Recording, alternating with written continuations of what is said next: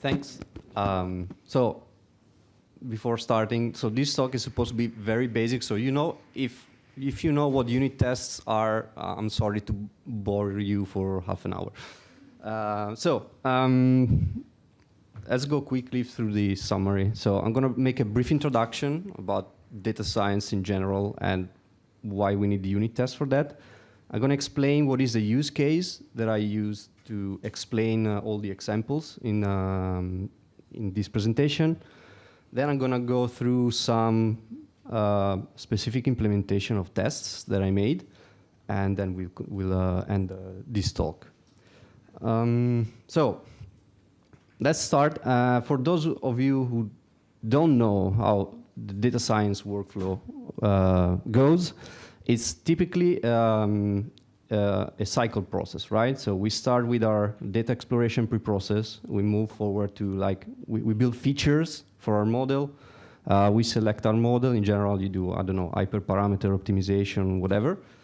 You move to the actual training of the model, and then you have the serving. So you have a model, you need to use the outputs somehow, so you need to provide these outputs in some way. There is the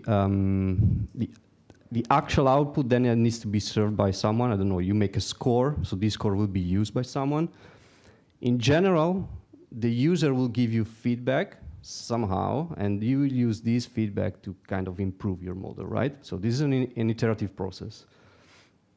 How that usually goes is that you run your code on Jupyter somehow, and then there is a big wall, and on the other side of the wall there is the operation world with, I don't know, 100,000 different tools, whatever. And what often happens is that you take your notebook, you flip it on the other side of the wall, and things break usually. That doesn't usually go well very often. So what you can do is instead, you can package your machine learning pipeline into a Python module, and what operation does is treat your machine learning pipeline as software. Because operation runs software. If it's tested and it should not break, it should run smoothly, right? So that is why testing, also data science code is relevant. But in general, data scientists don't do that. So I know very few data scientists who know how to write a unit test. So first of all, what is a unit test? It's typically like, let's take my beautiful function, very complicated logic. My unit test is basically a function that checks that my piece of code does exactly what I expect in specific logic. So I don't know where I will use this function. I just need to make sure that my function makes exactly x plus 1. So I can write my logic. So I expect that when I calculate it on a number, the output is actually the number plus 1. So if I write my test, if I write it on 10, it should give me 11. If I execute it on 1.5, it should give me 2.5. But no one is assuring me that I can pass it a string. So I don't know how this function will be used. In principle, I can give it a string. Python allows me to do that. What happens in general is that when you write these tests, somehow you're forced to rethink your logic. So you need to go back to your code, and okay, I need to handle my code in a way that it doesn't break even if I pass a string, right? So this is an example. I make a check. So if my x is actually a number, I can do the plus 1. Otherwise, I say it's not a number. In this way, all my tests actually work. So this is a way to make sure that your code is written in the correct way and execute exactly what you expect. To make examples of how can you do this for data science work, I made a use case. I took an everyday problem. So is my Pokemon a legendary Pokemon? I don't know if you're aware, but there are some Pokemons that are called legendary. So I took a Kaggle dataset, and I used that dataset to build a binary classifier, okay? So it gives me 1 if my Pokemon is legendary and 0 if it's not. So what I did was I built an end-to-end pipeline. So I did all the steps of the machine learning workflow. So I did the pre-processing, the feature engineering, the training, and the serving. And I wrote all the unit tests for it. So how did I do this? How did I design this pipeline? I divided it in 4 steps. So first step is just the pre-processing. So I load my CSVs, I clean the data, and I store, and I do some quality checks, and I store clean CSVs. Then I move forward to the feature engineering. So I load my data again. I do my engineering. I do, I don't know, one-hot encoding to transform categorical to 1 and zeros, and so on. I move again to the training and tuning phase. So I do hyperparameter optimization on a classifier. I fit the model, and I store the model.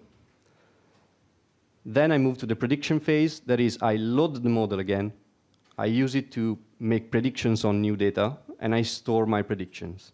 Right? So this is a simplistic example of preprocessing, feature engineering, train, prediction. In real world, probably you don't do it on CSVs, but this is just an example. Again, I started on notebooks in the sense that this is how we work as data scientists. So I wrote my notebook with all my code and functions and so on. So what I did was taking this notebook and transform it into a Python module. So there are some tricks that I learned, well, tricks, it's not like suggestions, right? So how to write your notebook efficiently so that it's not too complicated to transform it into modules. So I usually define a macro type of function. So if you think about it, like all your pre-processing and feature engineering and so on is basically a series of steps where you take usually a data frame and give back a data frame. Right? So I don't know, you filter, you do a group by, whatever. So if you define macro type of functions, so all my pandas transformations, for example, they can be a class of functions that you execute all in the same way. If you do that, it's easier to test them because you can write a single test for all of them. In general, I suggest to keep function contained. So it's better to define like 5 functions. Each one of them does a single step, only that one, and not like a huge function that does everything. And I tend to like limit the number of arguments, but that's good in general. And you need to define error and exception. So maybe when you develop a model on a notebook, you don't care. So if a piece of code doesn't run, you like make the change on the fly and you rerun the block. But in production, that's not possible. So you need to make sure that, okay, if I have an error, what do I do with it? So I don't want to start like a fight about this, but like this is my opinion. I don't like classes for many reasons. Sometimes I see like classes that are implemented with only static methods, and that's not really a class, right? So that's like, it's a way to import a lot of functions in one line. I prefer functions because they are easier to test, first of all. And second, like, if there is no meaning for a class, just don't write it, just write functions. In general, a test is structured, right? So there are 3 main steps for me in a test. That is, the first is the setup. So if your function needs to load the data from a folder, right, you need to have that data. And it might be that the testing environment doesn't have the data, so you have to set it up yourself. So you need to set up, I don't know, eventual data, mocks for remote APIs, etc. After this, there is the execution phase. So you should just run your function and get the output, right? You should not modify your function and pass like, okay, I pass an argument that says, okay, I'm executing a test or not. You should execute it as is. And then there is the check phase, right? So how do you make sure that your output is actually what you were expecting? So you need to define logic on how to check your output. So I'm going to start with some examples. So as I said, pre-processing and feature engineering is very often just data frame transformation, right? So from my example, I took this function, right? It just like takes a data frame and a column and takes the mean of that column and gives it back and fills the none with the mean. That's what it does. It doesn't do anything else. This is the function structure, right? So it takes a data frame, in this case another argument, and gives back a data frame. So you can concatenate with the pipe command in pandas all these steps for your transformation, right? So if I write all my steps of the preprocessing and feature engineering like this, I can test them all in the same way. For example, here I defined a decorator that for me handles my logic. So I decided that all my errors, if I get an error, I give back a none. Full stop. I don't want to do anything else. Okay? This standardizes the way I treat my errors and makes it easier for me to test it out. So what do I do with this? How do I test this function, right? So I'm going to use the PyTest mark parameterize. So if you don't know that, it's a decorator that allows me to pass a list of scenarios to the test. If my transformation is a action on a data frame, my scenarios are basically like, okay, if I pass this data frame, it should give me that data frame. If I pass this data frame, it should fail, for example, right? So this allows me to basically parameterize my test and test it out on all the scenarios that I want. The body of the test is just a function. And why is that? It's because I can basically test all these transformations in the same way. What is this compare data frame transformation? Is nothing more than I take my function, right? I get the output, and I try to do the following. I check if my data frame is what I expect from my expected output, and otherwise I check that it's none. Okay? So this is really basic, but if all my transformations are like this, are structured in the same way, I can simplify my testing. And I always know, okay, if something goes wrong, it makes it simpler for me to write the test, right? If something goes wrong, I just need to specify that the expected output is none, okay? But this allows me to basically write a single function for testing, that is this one, and use it on basically half of my pipeline, that is data transformation, okay? So again, it's divided in these three parts, and it's always going to be like this. What if instead of having a single function that does an operation on a data frame, I have a function that does multiple steps? So in my example, I have a preprocess, a phase where I load data, I do some quality checks, I clean the data on a data frame, and I store it. This is not something that I can test easily in one go, right? So what do I do is the following. I divide my code in blocks, where like, for example, let's look at this. This is the main pre-processing function. The first step is I check my parameters if they're OK. If they're not OK, I end my function. I load my CSVs. If they're not OK, I end my function. And again, I do the quality checks. If they're not OK, I end. So if I structure my function always in the same way, and I handle all my error in the same way, it makes it easier for me to check, okay, where is my logic failing?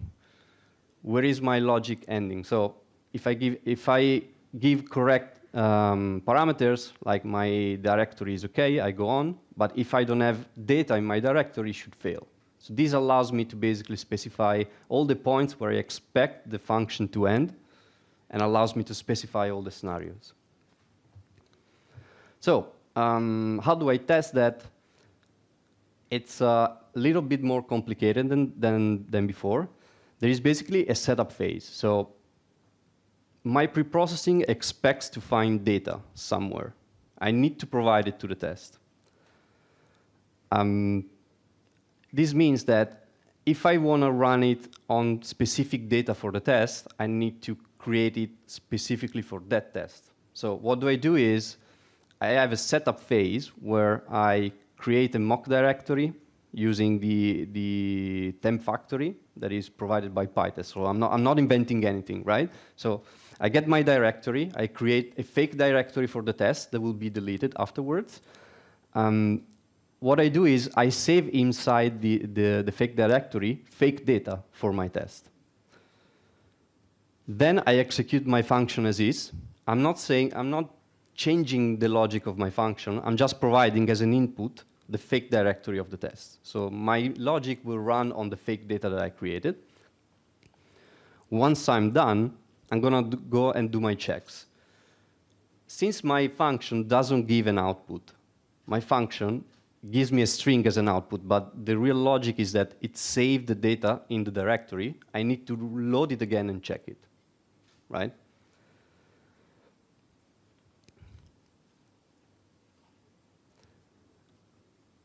What is the macro type of function here is saving and loading data inside the directory. So what I do is, if I structure my storing of the data, so when I save a CSV in my directory, I do it always in the same way. I can write a function for it and use it every time I need to check that my output in the folder is okay. So what do I do there is basically load the saved datasets from my folder and then check. Okay. I decided to structure my function in this way. So I load files as a dictionary where the key is the file name and the value is the data frame. I created a logic that checks dictionaries of data frames. So key by key checks that the data frames are the same. But this is done. So I wrote it once for all my tests where I will have to deal with loading and saving data from my folder. Then there is a training part, my last example of this part. What do we do when we have to train a model? So we're not talking about data frames anymore. We're talking about, in this case, a scikit-learn model, right? So how do I check that I actually trained the model? So this is my function that fit the scikit-learn class. Okay, so it takes x and y, so I can do the fit, and it takes the hyperparameters. Okay, that I need to pass to my logistic regression class in this case. So my function here is extremely tight to the logic that I need to implement. So the hyperparameters, it doesn't matter how I create it. I actually created via tuning. So I picked out of a hyperspace what I thought it was best, okay? But the idea is that this function is tied to the fit command. So it does only that and gives me back the fitted classifier. If you do this always in this way, it should be easier for you to test it out. The question is, how do you test the classifier? So there are multiple ways that you can test that you have the correct class. I was kind of lazy, and I went for the easy one, in the sense that I decided not to check the actual class, so I just checked that, for example, that my model is an instance of logistic regression, and that I have the correct number of features that I passed and the correct names. So I know that whenever I will provide the data frame in the predict phase, it should work. At least it should give me some values out. I don't know if they're correct. And exactly as I did for data frames, I can use this logic every time I need to deal with classifiers, or in this case, scikit-learn models. If you standardize the way that you treat classes, it makes it easier, it makes it faster. I can tell you, writing tests is not the funniest operation you can do during your workday. If you make it easier, I mean, you spend less time doing that, so that's good. I'm going to the conclusion. So I made very simple examples, right? So we had some scenarios, right? So we were talking about pandas. We were talking about looking at models, simple model scikit-learn. So we decided to look at the attributes of this model, and we were doing serving in a batch way. So we get like a CSV for that we need to make predictions for. We make predictions on that data frame and we save it, right? Reality is that you can have whatever. So you can do Spark, you can do operations on your remote database, you can do, you can call APIs. So the world is infinite here, right? So the idea is that in the same way that you test data frames, you can write your standardized logics to, I don't know, test, for example, when you do operations on a remote database, for example. So, for example, if you run Spark, you might not have a Spark cluster. You can run Spark on your laptop, right? So what do you need to execute Spark code is at least a Spark session, right? So if you use the data frame API, you can use Spark session with, that's what you need, right? So in the setup phase, you need to create your Spark session. So what you do is you define a function that takes care of creating the Spark session for you, and you can give it to all your functions. I made an example here. So I have this filter for valid category function. It's a function that filters a Spark data frame. What I did was I created a fixture. I pass it to my test. So I use this local Spark session to execute my Spark code, and then I check the output. So it's the same logic. OK, it's a more complicated object than a pandas data frame, but I can structure it in the same way. So I talked a lot, and I showed some screenshots of the code. I made a GitHub repo. It's open. There you have the complete example. So you have all the steps implemented, and you have all the tests implemented. So you will be able to actually see how that runs on your machine. There is also the example for Spark, but it's commented out, so you will not install Spark on your laptop because it's 300 mega and like it might slow you down. It depends if you're using a hotspot or not. And that's it. I hope I was on time or went too long. OK.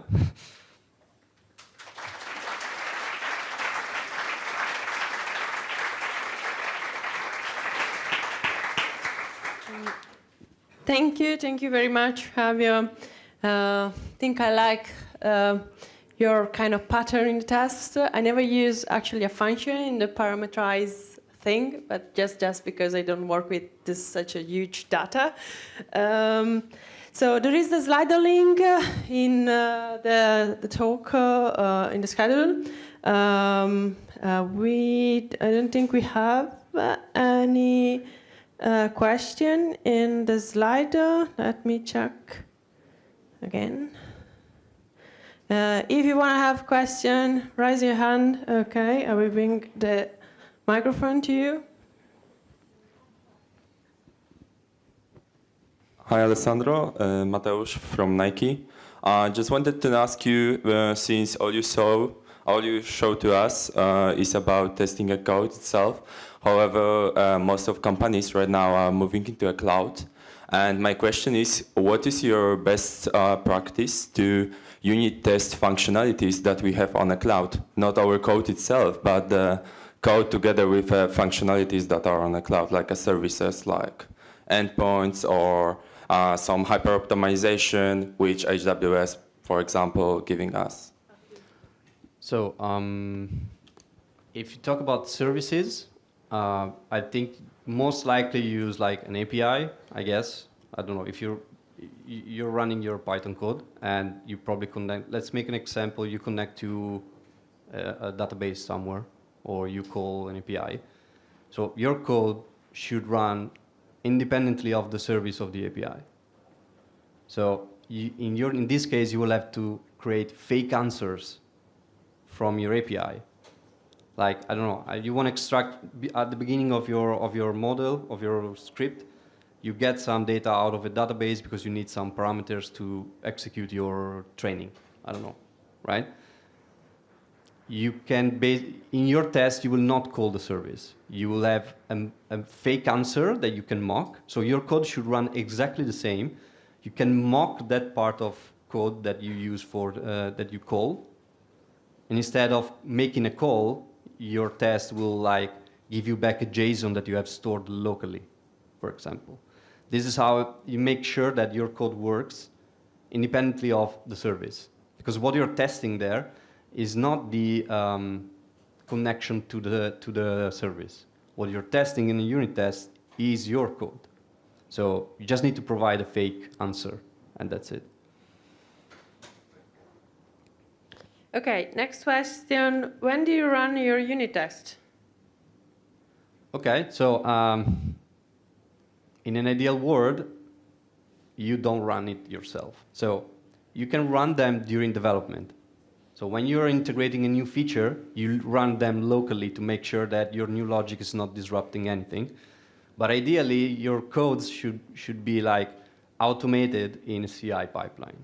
We usually, for example, like you can run them prior a merge on GitHub, for example. So you accept only pull requests and merges that actually passes all the unit tests. So make sure that you're merging back on your master, whatever, something that is not breaking up the existing logic, right? Okay, another question is, testing is a must when you have a strong project. It allows continuous integration pipelines, but do you recommend it also when you try new models, frameworks? So, yeah, that's a good question. The whole point of testing is making sure that your software doesn't break. And if you're running, I don't know, you have a project that is running and you have a pipeline that runs, I don't know, once a month, twice a day, whatever. In that case, I doubt that, so ideally you should not run that manually. So in that case, like it's good to have something tested and tested properly that you're sure that doesn't break. In the development phase, if you don't even know how your code is structured because you're experimenting, it doesn't make sense to write tests right away. What you can do is you can write your notebook, for example, using functions already. So you structure already your code that when you need to make it a module and write tests, you don't spend 2 months refactoring your own notebook because it was written like quickly. Okay, next question. How do you construct data frames or data set for your transformation test? How to balance between realistic data versus easy to read test failures? So there are several approaches. What I did in this example of the repo is building data frames directly in the test. So there is a function that builds the data frames for the test. Other options are, I know that some people have different approaches. For example, they log in the Git repo like samples of the actual data from the system where it should run. Some people have like remote locations, so they have test data sets, like let's say test CSVs that they can load and use it for testing. But they don't store it in the repo. They use like DVC. I don't know if you know the tool. They use DVC to pull the data for the test prior the test execution. So you have like, you pull from, I don't know, a bucket somewhere, bunch of CSVs, one per test. So you load the CSVs for the test. Okay, I think we have a little bit of time for a last question. Do you practice test-driven development? So that's a good question. I would like to. Very often you do the POC with notebooks and then you write your tests afterwards. What I try to do is write my notebooks in a way that I structure already my functions so that I know that that type of function is easy to test. That's, if you call that test-driven, I don't know. I don't think so it's test-driven, but like let's say like that. Okay, I think we end up the time. There are a couple of questions left that you can ask in person to Alessandro. So thank you.